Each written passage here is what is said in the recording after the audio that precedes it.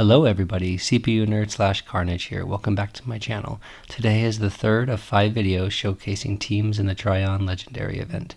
This video focuses on a very typical restriction in Legendary events, namely Psykers. Oh, but before that, a quick reminder that if you find this content useful, entertaining, mildly enraging, etc., please consider subscribing and watching the full video, since that's what the YouTube's requires as a necessary sacrifice. Also, consider using my refer a friend code in the game as it really helps me out. Alright, here we go. Trajann's event allows Psykers in the Gamma track, meaning we can bring Imperial and Chaos characters but not Xenos, so bye-bye Eldrion. The nice thing about this track is that we can bring an all-campaign characters team. The user who requested this had a team consisting of a D1 Abraxas, G1 Archie, and S1 Varro and Sybil. Those are pretty reasonable ranks to bring those characters to, so it seemed like a good opportunity to try things out. As a reminder, for all but legendary characters, I use max equipment and skills for their rarity. I tend to prefer Pauldrons over Greaves. So let's start with Varro. As a refresher, his active does psychic damage to 4 adjacent enemy units. His passive grants an area of effect block chance for your characters and also reduces incoming psychic damage. On paper, these are good, but Tacticus has a major power creep problem, and his skills and entire kit are outdated and underpowered. Next up is Sybil. Her active does psychic damage to a single target, and it has a chance to do increasing amounts of damage. Though it does range psychic damage, it does not get the benefits of Smite. Like all things in this game, it's a gamble.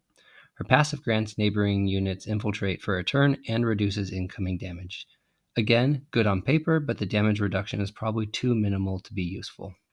From the Black Legion, we have Archie. His active summons up to 6 bloodletters that immediately attack a target, and his passive summons a bloodletter when he defeats a unit in melee, and a blue horror when he defeats a unit with a ranged attack. His passive is definitely the heavy lifter here.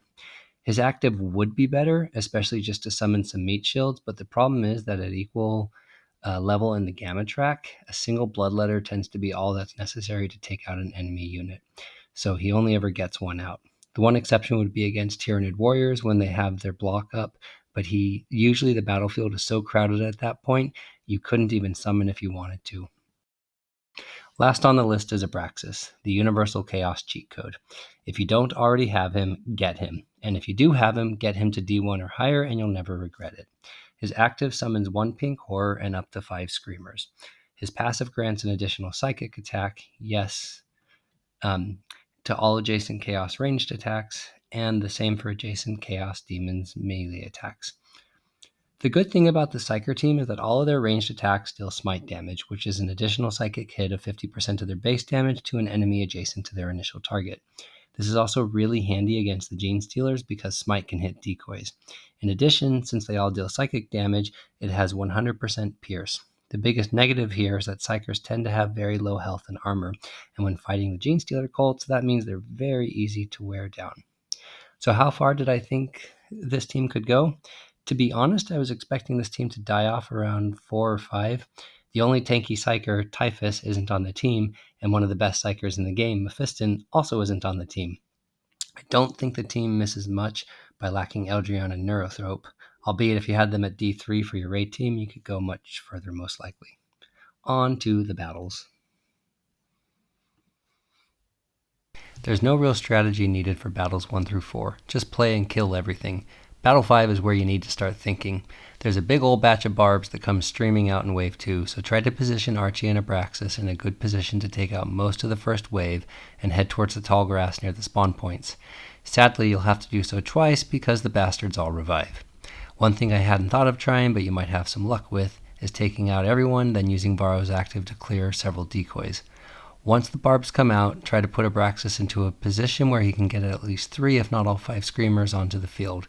In my testing, this was usually enough to clear most, if not all of the barbs in a single turn. From there, I would try to stick to the tall grass as much as necessary, and rely on Abraxas to clear out space for Archie to get off a ranged attack while being adjacent to Abraxas. This will usually be enough to let Archie kill 2 units with 1 attack, therefore summoning 2 blue horrors as meat shields each round. The final wave has a few more barbs, but if you stay on top of things, the spawn points will be crowded and you'll easily handle them. Battle 6 was a coin toss for me. I played this battle 4 times and won twice. My typical strategy was to hold off on summoning with Abraxas as long as possible and then making sure he gets out all 6 summons, then heading for the tall grass on the right. Most of this battle hinges on being able to withstand the barbs that come out, and the tall grass will help. At this point, Varro and Sybil are liabilities, so I didn't spend too much time thinking about them. There you have it, Battle 5 or even 6 with a modest Psyker team. I actually think this is a pretty good result. I tested with an all-gold 1 Psyker team, swapping in Typhus and Mephiston, and I didn't get much further. I think a lot of that has to do with how good Abraxas is and how well his abilities scale.